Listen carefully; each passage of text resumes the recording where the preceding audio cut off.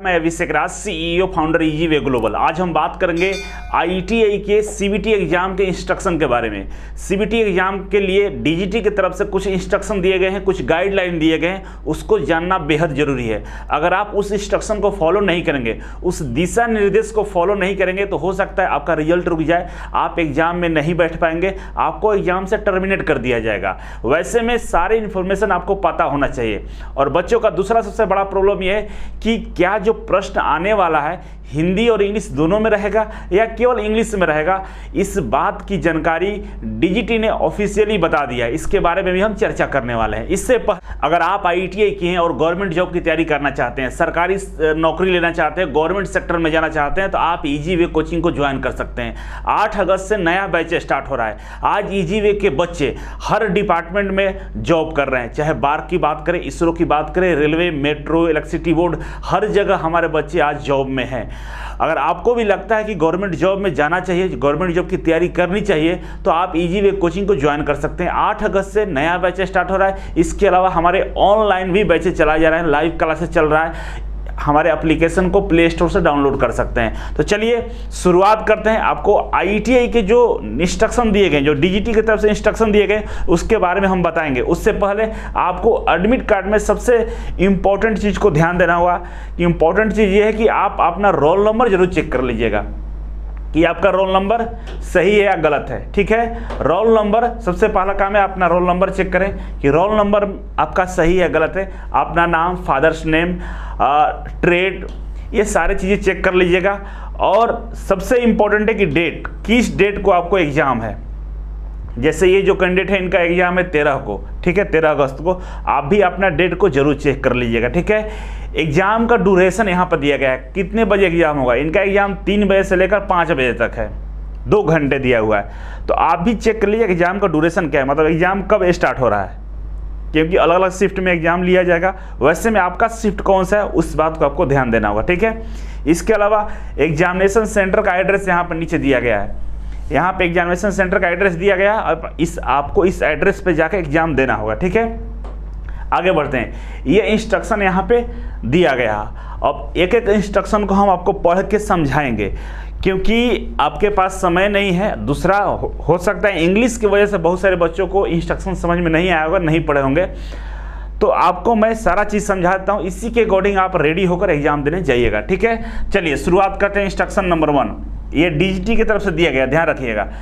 अब पहला में दिया गया है, इंस्ट्रक्शन नंबर 1 में लिखा गया है कि आपको एग्जामिनेशन सेंटर पर शेड्यूल के अनुकूल पहुंचना होगा, शेड्यूल पर पहुंचना होगा। ठीक है, और आपको एग्जामिनेशन हॉल में एक बार एग्जाम स्टार्ट हो जाता है तो आपको निकलने नहीं दिया जाएगा। 60 मिनट से पहले आप बाहर नहीं जा सकते हैं।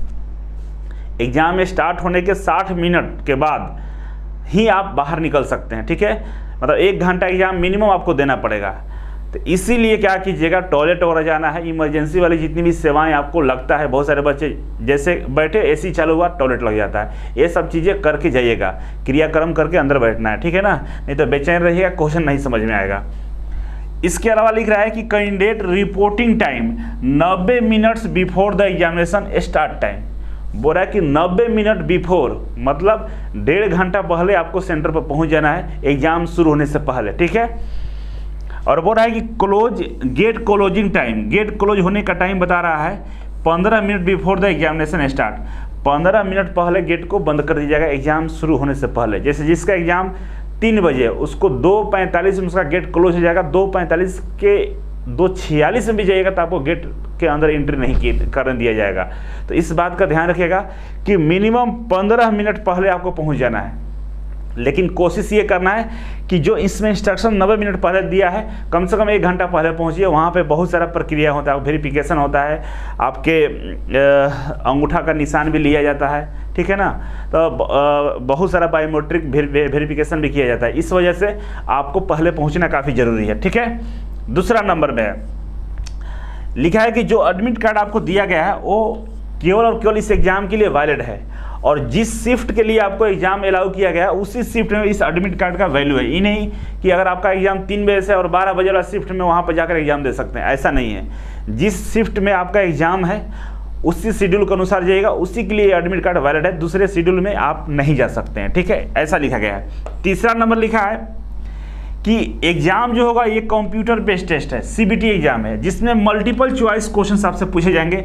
Each question will have 4 answer, option to choose form.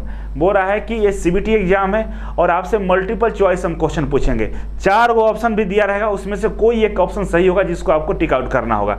ये तीसरा नंबर है। चौथा नंबर पे लिखा हुआ है कि एडमिट कार्ड तो आपको लाना ही लाना है, लेकिन इसके वेरिफिकेशन के लिए आपको कोई आईडी प्रूफ लेकर आना होगा। वो आईडी प्रूफ के रूप में आप आधार कार्ड ले सकते हैं, वोटर आईडी कार्ड ले सकते हैं, या कॉलेज की तरफ से कोई आपको आइडेंटिटी कार्ड दिया गया है उसको भी ले जाकर आपको वेरीफाई कर सकते हैं, ठीक है ना। तो एडमिट कार्ड के साथ एक आईडी कार्ड भी ले जाना जरूरी है। इस बात को आप लोग ध्यान रखेंगे कि एडमिट कार्ड के साथ आपको कोई आईडी प्रूफ ले जाना है। बहुत सारे बच्चे आईडी प्रूफ भूल जाएंगे, एक दिन पहले एडमिट कार्ड, आधार कार्ड, 1-2 फोटोज भी ले लीजिएगा, पॉसिबल होगा तो अपने पर्स में या जो भी चीज़ें वहाँ पे ले जाएंगे उसमें रख दीजिएगा कि छूटे नहीं, याद से, ठीक है। उसमें फोटोकॉपी वगैरह नहीं चलेगा, ओरिजिनल आईडी कार्ड होना चाहिए, ठीक है। इसके बाद 5वें नंबर पे है कि candidate arriving after the gate closing time will not be allowed. अगर गेट बंद होने के बाद अगर आप पहुंचे हैं तो आपको परमिशन नहीं दिया जाएगा अंदर जाने के लिए। इस बात को ध्यान रखिएगा, बिल्कुल स्ट्रिक्टली ये लोग फॉलो करते हैं, ठीक है।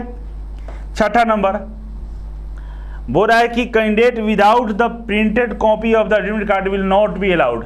मोबाइल में ले जाकर नहीं एडमिट कार्ड दिखाना है, ठीक है ना, आपको प्रिंट आउट निकाल कर एडमिट कार्ड ले जाना है, ठीक है। उसमें कलर भी निकाल सकते हैं, फोटो को भी ब्लैक एंड व्हाइट भी निकाल सकते हैं, कोई दिक्कत नहीं है, ठीक है ना, पैसा ज़्यादा नहीं खर्च करना है, ब्लैक एंड व्हाइट निकाल सकते हैं। 7वां नंबर बोल रहा है कि candidate are requested not to write anything on the admit card.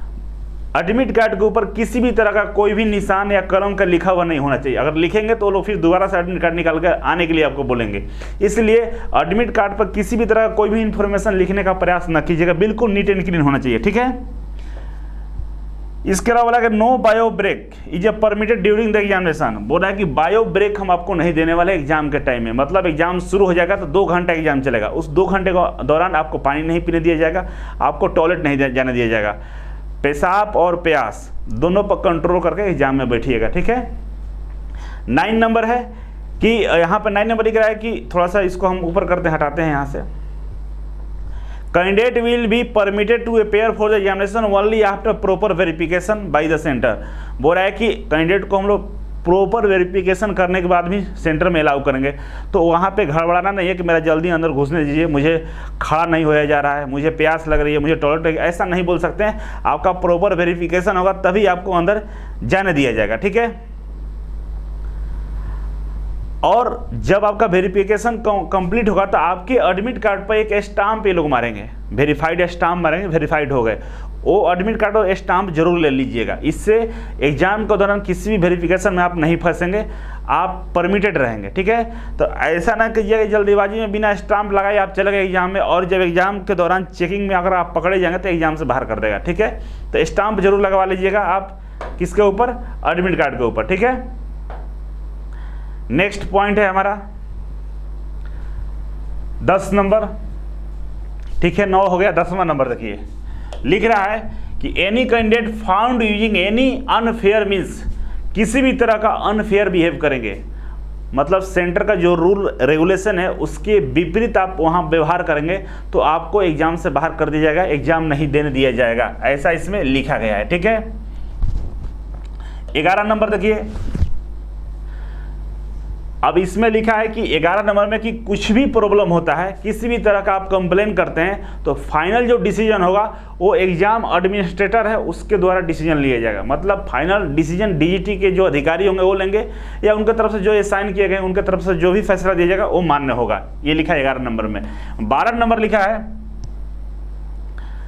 कि जो आपको इंस्ट्रक्शन दिए गए हैं और उस इंस्ट्रक्शन देने के बावजूद अनफेयर बिहेव करते हैं या उस रूल को ब्रेक करते हैं तो आपको एग्जाम से डिसक्वालीफाइड कर दिया जाएगा, बाहर कर दिया जाएगा, ठीक है। 12 नंबर था। 13 नंबर पे 13 नंबर पर है कि किसी भी तरह का कोई भी रिक्वेस्ट एग्जाम सेंटर पे सेंटर चेंज करने के लिए, शिफ्ट चेंज करने के लिए आप नहीं कर सकते हैं। किसी भी परिस्थिति में ये पॉसिबल नहीं है कि आपका एग्जाम सेंटर और एग्जाम शिफ्ट चेंज हो जाएगा। स्पष्ट बोल दिया, हाईलाइट करके बोला है कि आप इसके लिए रिक्वेस्ट नहीं कर सकते हैं, ठीक है। 14 नंबर है, 14 नंबर में आपको एक सलाह दे रहा है, लिख रहा है candidates are advise to locate the examination centre before the examination 1 day before. बोल रहा है कि एडवाइस दे रहा है कि छात्रों से निवेदन है कि जो भी एग्जाम सेंटर आपको दिया गया उसके पास एक दिन पहले घूम कर आ जाइए, मतलब देख लीजिए, लोकेट कर लीजिए कि कहाँ पर है, कि दूसरे दिन जाने में आपको टाइम ना लगे, परेशानी ना हो, ठीक है। 15 नंबर में बहुत सारा चीज़ लिखा हुआ है, डिवाइस का नाम है, वस्तु का नाम है, बहुत सारे छोटे छोटे आपके पास जो यूज वाला सामान है उसका नाम दिया गया है। ये सारे चीज़ें में से कोई भी चीज़ नहीं ले जा सकते, यहाँ तक कि वाटर बोतल भी अलाउड नहीं है, पानी के बोतल भी नहीं ले जा सकते हैं, ठीक है। इलेक्ट्रॉनिक्स डिवाइस नहीं ले जा सकते, वॉलेट भी अलाउड नहीं है, वॉलेट भी नहीं ले जा सकते हैं आप, ठीक है। रिस्ट वॉच भी नहीं ले जा सकते हैं, ठीक है। मतलब किसी भी तरह का कोई भी चीज़ आप अंदर ले जा नहीं सकते, केवल एक पेन के अलावा, ठीक है ना। हेयर पिन, देखिए हेयर पिन, क्लिप्स, ज्वेलरी लड़कियों के लिए है, ठीक है ना। हेयर पिन से नहीं लगा के जाना है, ठीक है ना। 20-25 को लगा लेती हो सब, और उसमें से वो कंफ्यूज हो जाता है कि कौन सा हेयर पिन है, कोई मेटल कोई ऐसा डिवाइस तो नहीं लगा लिए, ठीक है, परेशानी होता है। ज्वेलरी और गहना वगैरह नहीं पहन के जाना है, लड़कियों के लिए एडवाइस दिया जा रहा है, ठीक है। और आर्म्स वेपन्स वगैरह, तो हथियार वगैरह नहीं लेके जाना है, तोप नहीं ले जाना, मतलब गोला बारूद लेके अंदर नहीं जाना है, ठीक है ना। मतलब वाटर बोतल नहीं अलाउड है तो कुछ भी नहीं ले जा सकते हैं, ठीक है ना।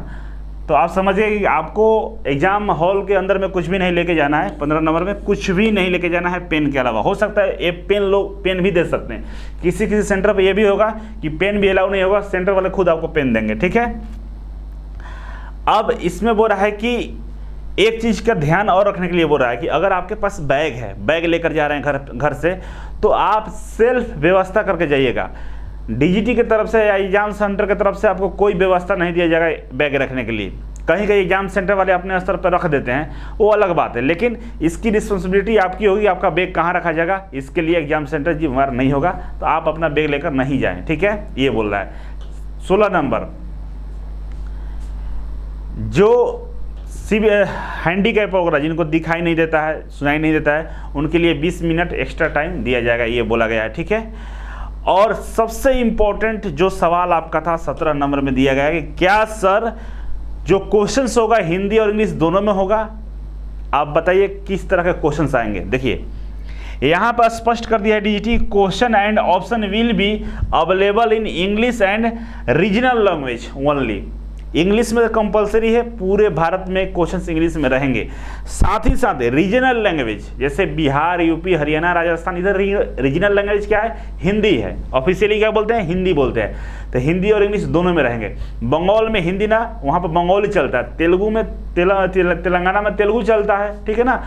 उड़ीसा में उड़िया चलता है। तो उन लोगों को स्टेट के अनुसार वहाँ पे इंग्लिश के अलावा उनका रीजनल जो लैंग्वेज है उसमें भी रहेगा, और उत्तर भारत के लिए हिंदी में भी रहेगा, ठीक है। तो आपको परेशान नहीं होना है। आपको जो सवाल पूछे जाएंगे हिंदी और इंग्लिश दोनों में रहेंगे, नो टेंशन नो डाउट, क्योंकि डीजीटी स्पष्ट करके लिख दिया है एडमिट कार्ड में। तो आप समझ गए होंगे। आई होप कि आपको ये वीडियो अच्छा लगा होगा और आप इस वीडियो को शेयर करेंगे लोगों तक, सबके पास, ठीक है।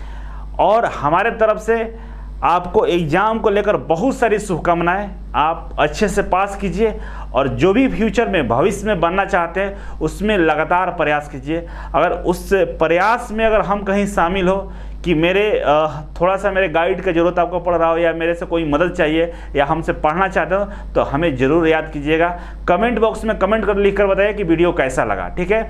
और एक बात और, वीडियो को शेयर करना ना भूलिएगा, क्योंकि बहुत सारे ITI के बच्चे जो एग्ज़ाम देने जाएंगे और इन चीज़ों के बारे में जानकारी नहीं होगा, फिर वो फंस जाएंगे, परेशान होंगे। उनकी परेशानी को भी ध्यान में रखिए, आप शेयर कर दीजिएगा। शेयर करने से 10 सेकंड टाइम लगता है, लेकिन बहुत ज़्यादा आपको शुभकामनाएं मिलती है, बहुत ज़्यादा पॉजिटिव फीडबैक मिलता है, बहुत लोग आपको दुआएं देते हैं। तो दुआएं लेना है तो शेयर जरूर कर दीजिएगा। तो चलिए, आज और अभी के लिए बस इतना ही था।